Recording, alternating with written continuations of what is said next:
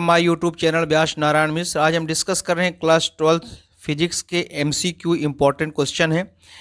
हमारा आपसे रिक्वेस्ट है कि हम इसमें 10 क्वेश्चन एमसीक्यू दे रहे हैं। आप उस क्वेश्चन को देख के पहले आंसर आप बताइए, फिर हमारे आंसर से आप मैच करिए और फिर चेक करिए कि आपसे कितने क्वेश्चन बनते हैं और आपकी डेप्थ कितनी है स्टडी में। तो स्टार्ट करते हैं। पहला क्वेश्चन है, काफ़ी सिंपल क्वेश्चन है। Unit of magnetic flux in SI system. SI system में मैग्नेटिक फ्लक्स की यूनिट क्या होती है? तो आप लोगों को मालूम है, इसका आंसर दीजिए। इसका आंसर है वेबर। मैग्नेटिक फ्लक्स की यूनिट क्या होती है? वेबर। आप जानते हैं, आप लोग जानते होंगे कि मैग्नेटिक फ्लक्स में फाई इक्वल टू होता है बी डॉट डी एस। ये मैग्नेटिक फ्लक्स का फार्मूला होता है। तो मैग्नेटिक फ्लक्स किसने एक्सप्लेन किया था? वेबर ने। इसलिए मैग्नेटिक फ्लक्स का वेबर के नाम पे इसका यूनिट हो गया वेबर। अब इसकी एक और डिराइव्ड यूनिट भी हम कैलकुलेट कर सकते हैं, जो चूंकि होता है B into D S. B क्या है? Magnetic field. मैग्नेटिक फील्ड का यूनिट क्या होता है? टेस्ला। एसआई यूनिट क्या होता है? टेस्ला। और डी एस क्या है? एरिया। एरिया का यूनिट क्या होता है? Metre square. तो यहां से वेबर इक्वल टू हो सकता है कितना? Tesla metre square. यह भी इसका एक यूनिट हो सकता है, वेबर। वेबर इक्वल टू हो सकता है टेस्ला इंटू मीटर स्क्वायर। अब एक मैग्नेटिक फ्लक्स का एक और यूनिट होता है मैक्सवेल। मैक्सवेल भी इसका यूनिट होता है। तो 1 वेबर इक्वल टू होता है 10⁸ मैक्सवेल। ये पूरी यूनिट्स आपको रेडी रखने हैं। तो ये हमने एक्सप्लेन किया पूरा इसका कॉन्सेप्ट। नेक्स्ट क्वेश्चन है, काफ़ी इंपॉर्टेंट क्वेश्चन है। अल्टरनेटिंग करंट का जो आरएमएस वैल्यू होता है, जिसको हम रिप्रेजेंट कर सकते हैं आईआरएमएस से रिप्रेजेंट करेंगे, इसकी वैल्यू कितनी होती है? ये आप लोग बताइए। तो इसका आंसर बताइए।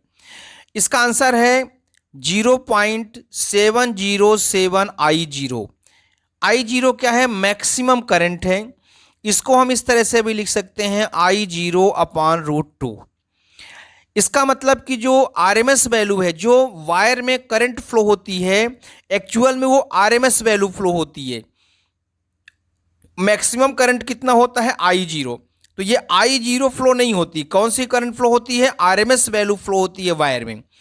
मतलब अगर वो 1 एम्पियर करंट फ्लो करेंगे तो वायर में कितने एम्पियर करंट फ्लो होगा? 0.707 एम्पियर करंट फ्लो होगा वायर में। तो ये अल्टरनेटिंग करंट के आरएमएस वैल्यू का कॉन्सेप्ट है।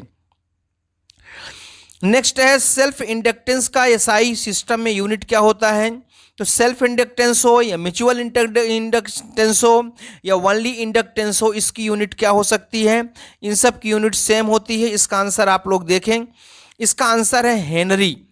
हेनरी एक साइंटिस्ट हैं जिन्होंने इंडक्टेंस को एक्सप्लेन किया था।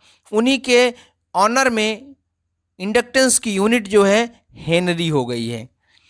Next question is, what is the value of refractive index of medium of polarising angle 60 degree? इसका आंसर करिए। काफी सिंपल क्वेश्चन है। पोलराइजिंग एंगल को हम बोलते हैं Brewster angle. Brewster angle polarising angle को बोलते हैं। ब्रूस्टर एंगल वो इंसिडेंट एंगल होता है कि आफ्टर रिफ्लेक्शन जो लाइट है वो प्लेन पोलराइज्ड हो जाता है। अब अगर मीडियम का जो रिफ्रैक्टिव इंडेक्स है उसको यदि हम म्यू से रिप्रेजेंट करें, तो आप ध्यान रखिए कि रिफ्रैक्टिव इंडेक्स म्यू का और पोलराइजिंग एंगल या ब्रूस्टर एंगल का क्या रिलेशन है? आप बताइए। इसका सही आंसर है, रिलेशन होता है म्यू इक्वल टू 10 IP। और यहाँ पोलराइजिंग एंगल दिया है 60 डिग्री। काफ़ी सिंपल क्वेश्चन है। अगर आपसे बन गया तो इसका मतलब कि आपका बेसिक कॉन्सेप्ट क्लियर है। तो 1060 इसकी वैल्यू होती है √3। तो ये इसका हो गया करेक्ट आंसर। नेक्स्ट क्वेश्चन है, काफ़ी सिंपल क्वेश्चन है। वैक्यूम में लाइट की स्पीड किस पर डिपेंड करती है? कलर पे, लाइट के कलर पे डिपेंड करती है, वेवलेंथ पर डिपेंड करती है, फ्रीक्वेंसी पे डिपेंड करती है, या इनमें से किसी पे डिपेंड नहीं करती है? तो जब लाइट वैक्यूम में मूव करती है तो उसकी स्पीड किस पे डिपेंड करती है? तो इसका आंसर आप लोग बताइए। मैं आपको हिंट कर देता हूं कि जब लाइट वैक्यूम पे चलती है तो उसकी स्पीड सेम होती है। उसकी स्पीड में कोई चेंज नहीं होता, उसकी स्पीड सेम होती है और कांस्टेंट होती है। अब आप बताइए इसका आंसर क्या होगा। तो इसका करेक्ट आंसर है नन ऑफ द एबव। जो लाइट की स्पीड है वो वैक्यूम में कलर, वेवलेंथ, फ्रीक्वेंसी किसी पर भी डिपेंड नहीं करती, वो कांस्टेंट होती है। लेकिन अगर वही लाइट मीडियम पे मूव करती है तो मीडियम में मूव करने पर उसकी वेवलेंथ चेंज हो जाती है, क्योंकि उसकी फ्रीक्वेंसी और एनर्जी भी चेंज हो जाती है। तो इस तरह से जब वो मीडियम में मूव करेगा लाइट, तो लाइट की स्पीड डिक्रीज हो जाती है, लेकिन वैक्यूम में कांस्टेंट होती है, वो किसी पे डिपेंड नहीं करता। नेक्स्ट क्वेश्चन है कि स्काई जो है ब्लू कलर दिखता है। ये जनरल नॉलेज का क्वेश्चन भी हो सकता है, काफ़ी इंपॉर्टेंट क्वेश्चन है। स्काई ब्लू कलर दिखता है, इसके पीछे रीजन क्या है?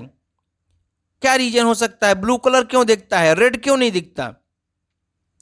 तो इसका रीजन क्या हो सकता है? स्कैटरिंग, रिफ्रैक्शन, रिफ्लेक्शन के डिस्पर्शन, क्या हो सकता है इसका रीजन? बताइए आप। तो इसका करेक्ट आंसर है स्कैटरिंग।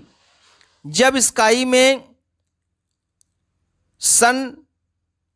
सन होता है तो सन से सेवंथ कलर चलते हैं। सेवंथ कलर होने के कारण चूंकि जिसका वेवलेंथ कम होता है उसकी स्कैटरिंग ज़्यादा होती है, तो इस केस में ब्लू कलर की स्कैटरिंग ज़्यादा होती है, जिसके कारण जो स्काई है वो ब्लू दिखने लगता है। मतलब ब्लू कलर का स्कैटरिंग ज़्यादा होता है as compare to red colour का। इसीलिए देखिए जो ट्रेन के सिग्नल होता है वहाँ पर रेड कलर यूज किया जाता है, ताकि वो उसकी एनर्जी, रेड कलर की एनर्जी ज़्यादा लॉस ना हो। इसलिए अगर ब्लू कलर लगाएंगे तो उसकी एनर्जी लॉस हो जाएगी, तो इसलिए वहाँ पे रेड कलर का यूज करते हैं। तो स्कैटरिंग के कारण जो स्काई है वो ब्लू कलर दिखता है। फिर इंपॉर्टेंट क्वेश्चन है, ट्रू फॉल्स बताना है कि साउंड वेव्स जब एयर में चलता है तो लॉन्गिट्यूडिनल होता है नेचर में या ट्रांसवर्स होता है। हम आपको बता दें वेव्स दो प्रकार का होता है, एक ट्रांसवर्स वेव्स होता है और एक लॉन्गिट्यूडिनल वेव्स होता है। ट्रांसवर्स वेव्स क्या कहलाता है? जब वेव्स मूव करता है मीडियम पे, तो यदि मीडियम के पार्टिकल, मीडियम के मॉलिक्यूल्स वेव के डायरेक्शन के परपेंडिकुलर वाइब्रेट करते हैं, तब इस तरह के वेव्स को हम ट्रांसवर्स वेव बोलते हैं। जैसे मान लीजिए वेव्स इस डायरेक्शन पे मूव कर रहा है और ये कोई मीडियम है। अब मीडियम के पार्टिकल अगर इस डायरेक्शन पे, परपेंडिकुलर डायरेक्शन पे मूव करते हैं, तब ये वेव्स कैसा हो जाएगा? ट्रांसवर्स वेव्स हो जाएगा। लेकिन अगर ये वेव्स मूव करे और मीडियम के पार्टिकल भी या तो इस डायरेक्शन पे मूव करें या तो इस डायरेक्शन पे मूव करें, उसके अलोंग या अपोजिट मूव करें, तब इस तरह के वेव्स को लॉन्गिट्यूडिनल वेव्स बोलते हैं। क्योंकि साउंड वेव्स जब मूव करता है एयर में तो वो लॉन्गिट्यूडिनल वेव्स की तरह मूव करता है। ये सही है या गलत है? तो इसका आंसर आप लोग बताएं। इसका जो करेक्ट आंसर है ये क्या है? ट्रू है, सही है। साउंड वेव्स जब एयर में चलता है तो लॉन्गिट्यूडिनल होता है। नेक्स्ट क्वेश्चन है, जो प्लेन है, प्लेन का फोकल लेंथ कितना होता है? प्लेन मिरर कह सकते हो आप। प्लेन मिरर है या कोई प्लेन है, उसका फोकल लेंथ कितना होता है और पावर कितना होता है? तो इसका आंसर बताइए। अगर प्लेन मिरर की ही बात करें तो आप जानते हैं कि प्लेन मिरर में जो लाइट है वो पैरेलल मूव करता है, पैरेलल आता है। जैसे ये मान लीजिए ये एक प्लेन है, प्लेन मिरर है, ये प्लेन मिरर है। अब इसमें लाइट जो है पैरेलल मूव करता है।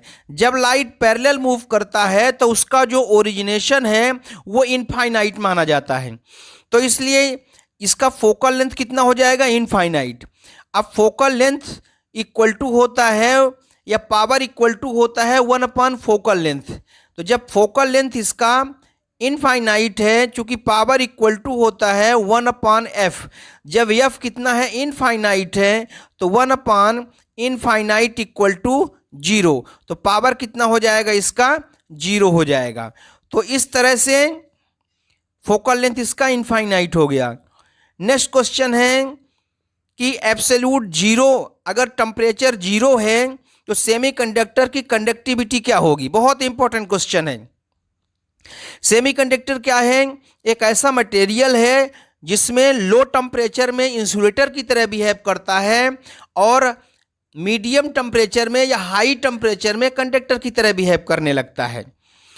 मतलब यदि हम टेम्परेचर बढ़ा देते हैं तो कंडक्टिविटी बढ़ जाती है और टेम्परेचर यदि हम कम कर देते हैं तो कंडक्टिविटी कम हो जाती है। तो अब आपको हिंट मैंने दे दिया, इसका करेक्ट आंसर आप बता सकते हैं कि एब्सोल्यूट जीरो पर जो कंडक्टिविटी है वो जीरो हो जाएगी, क्योंकि अगर एब्सोल्यूट जीरो है तो उसकी कंडक्टिविटी कम हो जाएगी, रजिस्टिविटी ज़्यादा हो जाएगी। जब कंडक्टिविटी कम हो जाएगी तो कितनी हो जाएगी? जीरो हो जाएगी। नेक्स्ट क्वेश्चन है, बहुत इंपॉर्टेंट क्वेश्चन है, पी टाइप सेमीकंडक्टर में माइनॉरिटी कैरियर्स क्या होते हैं? तो आप जानते हैं सेमीकंडक्टर दो प्रकार का होता है, पी टाइप सेमीकंडक्टर और N type semiconductor. P type semiconductor में ट्राईवैलेंट की डोपिंग की जाती है, एन टाइप सेमीकंडक्टर में पेंटावैलेंट की डोपिंग की जाती है। पेंटावैलेंट में जैसे आर्सेनिक इंडियम आता है, ट्राईवैलेंट में जैसे बोरान एल्यूमिनियम गैलियम ये हो जा गया था उसमें, और पेंटावैलेंट में आर्सेनिक हो गया, फास्फोरस हो गया, ये पेंटावैलेंट होते हैं, ये पेंटावैलेंट होते हैं। तो एन टाइप सेमीकंडक्टर में मेजॉरिटी होती है इलेक्ट्रॉन की और माइनॉरिटी होती होल की। होल क्या है? इलेक्ट्रॉन जिस जगह को छोड़ देता है वहाँ एक वैकेंट प्लेस मिलता है, क्योंकि इलेक्ट्रॉन का जो साइन है वो निगेटिव होता है, तो जिस जगह से वो छोड़ेगा तो वो जगह कैसा बिहेव करेगा? पॉजिटिव, इसलिए उसको हम होल बोलते हैं। और होल का नेचर क्या मानते हैं? पॉजिटिव। वैसे होल का कोई एग्जिस्टेंस नहीं है, होल का जो कॉन्सेप्ट है वो हॉल इफेक्ट से, बैंड थ्योरी से आया है, जो कि नेक्स्ट क्लासेस में आप लोग पढ़ सकते हैं। तो पी टाइप सेमीकंडक्टर में मेजॉरिटी होती है होल की और माइनॉरिटी होती है इलेक्ट्रॉन की, तो इसका करेक्ट आंसर है इलेक्ट्रॉन। तो इस तरह से हमने डिस्कस किया इंपॉर्टेंट क्वेश्चन। जो भी इसके मार्क्स आपको मिले हैं उसको कमेंट बॉक्स में आप जरूर बताएं। Thank you very much.